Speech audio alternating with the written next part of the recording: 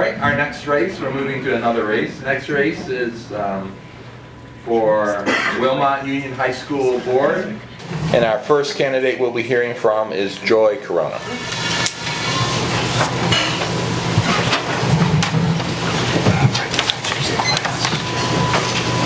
Good evening, everyone. First of all, I'd like to thank the Twin Lakes for inviting the candidates for the Wilmot Union High School Board to participate in this event.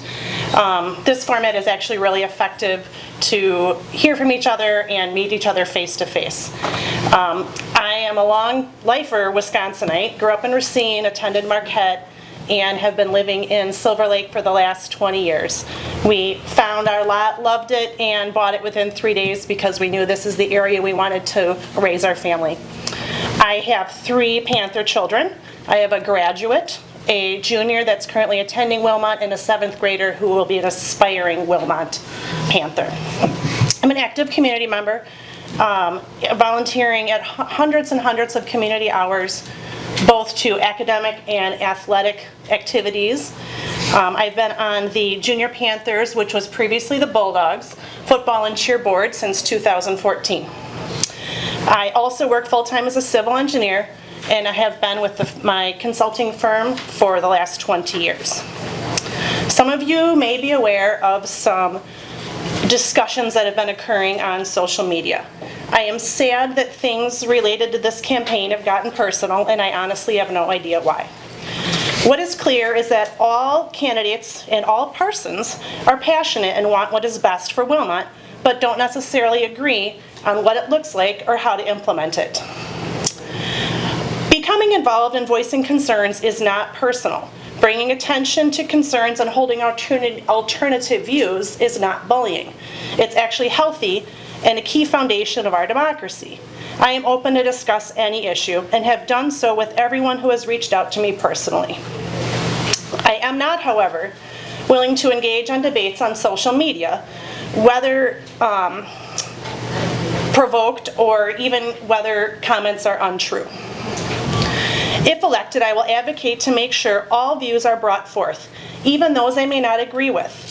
Discussing various sides of an issue often leads to a compromise solution that satisfies the majority and an understanding between people, even if they are not all in agreement.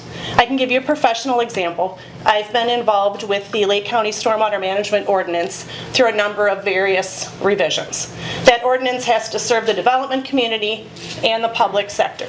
So when you're writing ordinance language, it can't be biased one way or another. You have to hear everyone's opinions and come to a solution on the language to ensure that it's fair and can be palatable to both sides. It's essential to understand that any concern I've raised fundamentally have been with the process and conduct of the current board. Policies are in place to ensure that the public can trust the process. Some decisions that the board has come to on various topics may very well be the best choice. However, these decisions must be made in the public eye and follow established processes and policies and laws. As shared in some recent news publications, there are several immediate changes that I think can occur to rebuild trust, such as ensuring that the administration is given breathing room necessary to fulfill their duties. The administration needs the ability to implement the board's policies using their particular education and professional expertise. Engaging in discussion during public meetings. Ensuring true transparency by posting committee meeting minutes, providing supporting documentation on all agendas, and sharing these documents visually at meetings, limiting board discussions outside of meetings, and reducing the amount of closed sessions. I would also change the way that the board interacts with the community by eliminating the appointed official spokesperson of the board. There are 7 elected board members. Each board member should have their own opinion. Effective governance does not require each board member to agree, but instead thrives on diversity and discussion. I am in no way running for the board to derail actions that benefit the students. I will, however, speak up when I want more information. Discuss the matter before voting. I may not vote the same as other members, and I may disagree with moving a portion of the meeting to closed session. That is not being an obstructionist, but instead performing my civic duty. And it mirrors voices that have already been stated tonight, that you need to listen and ask questions. I strongly believe that this will help our students and staff flourish. I'm an engineer. I pride myself on being level-headed and logical. It's just how my brain is wired. But I can't apparently manage 5-minute time. I look forward to your vote and welcome any questions. Thanks.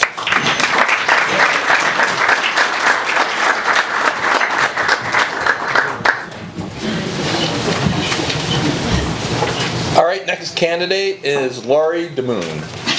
Darren, do you want to say that I'm the incumbent? Oh yes, in the program here, it noted that Lori DeMoon should be marked as the incumbent amongst the 3 people. So can I see a show of hands of how many people here graduated from Wilmot? Great, fantastic. We're so lucky to live in a community that has such strong, deep roots. It's a strength, but it can also be a weakness. A constituent told the board that she doesn't want us to change the school. I get it. People have fond memories. They have pride in the past, but change will come, and we can't stop it. Our students are facing a much different job market than we did. We must stay current for their sake. We're so lucky Wilmot was without a plan for over 10 years. Our school was one category away from failing. If a school fails, the state has the option to close it or take over operations. Obviously, this is a bad situation to be in. I ran determined to help create a plan. We created that strategic plan this year with me as president. Our plan has embedded oversight. This school will now be accountable for taking action to improve. My opponents have stated that they want to support the leadership and let them do their jobs. The current board has been told by members of leadership team at Wilmot that they do not follow policy to run our school. They admitted they are unaware of many policies that keep children safe. Is this the leadership behavior we want to support? How do you feel that the injury and concussion policy has not been followed? Parents have contacted the board to tell us that their students were sent home with concussions and not informed. But they found out in the middle of the night when they had to take their child to the emergency room. Fixing this problem is not micromanagement, it is oversight. Can I see a show of hands of how many people here get 47 paid vacation days a year? None? It's almost 10 weeks. Our leadership team got 47 paid days off per year, each. If they didn't take those days off, they got a cash payout. The total of this payout was over $100,000 per year for 8 employees. The current board has changed these contracts to come into better alignment with other schools and the current job market. Next year, by simply changing these benefits and not replacing 2 unnecessary leadership positions that are leaving, we will save you, the taxpayers, $365,000. Wilmot is in the top 3% of salaries. We are not in the top of performing high schools. I understand that change can be difficult and may make some people uncomfortable. But now, show of hands. How many of you would go to the newspaper if you had an issue with your boss? Some members of our staff went to the local paper to complain about the board. As president, one of my first acts was to change a policy, rewrite it, to ensure that staff could communicate with the board without fear of retaliation. It is clear that their goal was not to solve a problem, but rather force the board to resign. One of their grievances was that we respond to parents when they contact us. Yes, we do. We will not ignore our constituents, our bosses. We will not apologize for listening. We direct complaints back to the people who can help, and sometimes it is the board. One of my opponents claims she will, quote, help restore trust in the board and that my voice can help bring back stability. This is the same voice that overthrew our annual meeting. This is the voice who submitted an unlawful petition for seat apportionment. This is the voice who did not follow the agenda of the meeting and refused to allow our strategic plan to be heard by the constituents. This is the voice who started the fight. Why should we believe she is the peacemaker? Should we believe in blind trust? This is not why taxpayers elect a school board. School board is not here to rubber stamp the administration, but rather to support initiatives and hold them accountable for their actions. I am on a crusade to support the hardworking and talented teachers and staff who are there for students. Resources need to be focused on students. Leadership needs to support staff. Accountability has finally occurred under my watch. And if you elect me for 3 more years, it will continue. Thank you.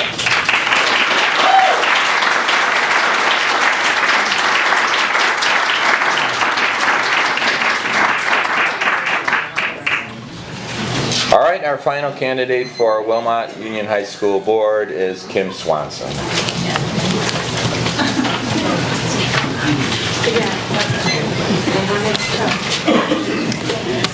Hello, my name is Kim Swanson and I am running for Wilmot High School Board election.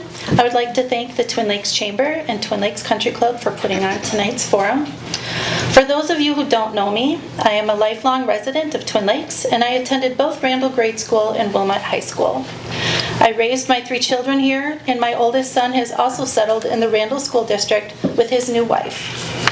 I'm very involved in my community volunteering for several organizations.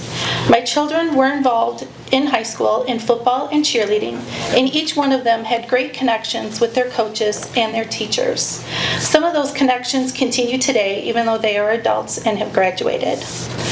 I decided to run for school board for a few reasons, one of them being the vote of no confidence by the staff last fall. Their statement listed several issues which included a lack of transparency by the board, frustration with the many changes in administration, and an overall lack of trust. These concerns are also echoed by the 115 people that participated in the superintendent search feedback report, and this is a common theme against all 6 focus groups. Now, in regards to that feedback report, there was also some positives that came out. Everybody in all the focus groups felt that Wilmot was a great school. The student group specifically called out teachers that said that they care above and beyond their job duties and that they don't want to be coddled, which I thought was very interesting. I do know the board talks about accountability, but in my opinion, I don't think that they have failed to apply that equally to themselves with the same litmus test that they hold to other people. As any good leader knows, in order to solve a problem, you have to acknowledge that there is a problem. My concern is that the issues listed in the no confidence statement were downplayed, which resulted in a missed opportunity to repair the relationship. The students spend the most time with the teachers and staff at Wilmot, and their learning environment is being affected. I will propose that the listening session be brought back again in order to allow all voices to be heard and that the students' needs are at the forefront of any solution. I'm saddened to hear that another change in administration has been decided with the resignation of the district leader, Mrs. Torres, and Director of Special Education, Mr. Watson. My priority will be to support the new superintendent who will be tasked with getting the staff to work as a cohesive unit so growth can occur. The most successful districts have a harmonious relationship between the board and the administration, and unfortunately, that does not exist at Wilmot right now. I want to see that harmonious relationship duplicated at Wilmot, and I believe we can get there. Having earnest conversations without fear of retaliation is one of the teachers' main concerns. Everyone will need to have a weigh-in on finding solutions, and that will be a great first step in moving forward. In regards to the lack of transparency that was brought up by the vote of no confidence and also echoed in the stakeholder report, I will have to say that before I decided to run for the school board, I wanted to go back and see what the board focus was and catch up on committee meetings, what the discussion was, things that were hot topics. I will admit, if you compare Wilmot's agendas, meeting minutes, etc., to other local schools in our district, whether it's a feeder school or another high school, there's a definite lack of detail on the agendas, and that's how the public knows what is going to be discussed. I also noticed that discussions during the open meeting were really minimal, and some board members didn't talk at all. That was concerning. Having 6 years of school board experience, I would like to promote the use of detailed board meeting agendas. I would also encourage the use of committee meetings and keep closed sessions for their intended exceptions only. The community has voiced concerns on recent decisions not being fully vetted with the public, in front of the public, one of which is the new policy that each student should have 10 hours per year of service learning, which is volunteering, in order to graduate. And that starts this fall. I don't disagree that volunteering is an important part of our community, but the presentation of data behind this and having the policy committee vet this as a presentation to the board and many other decisions, all of this procedure within the committee meeting presenting data is missing from the board meetings. This is leaving the community to ask a lot of questions. Utilizing committee structure, along with having specific agenda topics and the board discussing an open meeting, will eliminate the confusion that has surrounded recent board decisions, and it allows the public to view the decision-making process. I love Wilmot. I'm a proud alumni and former parent. I appreciate your vote and support on April 5th. Thank you.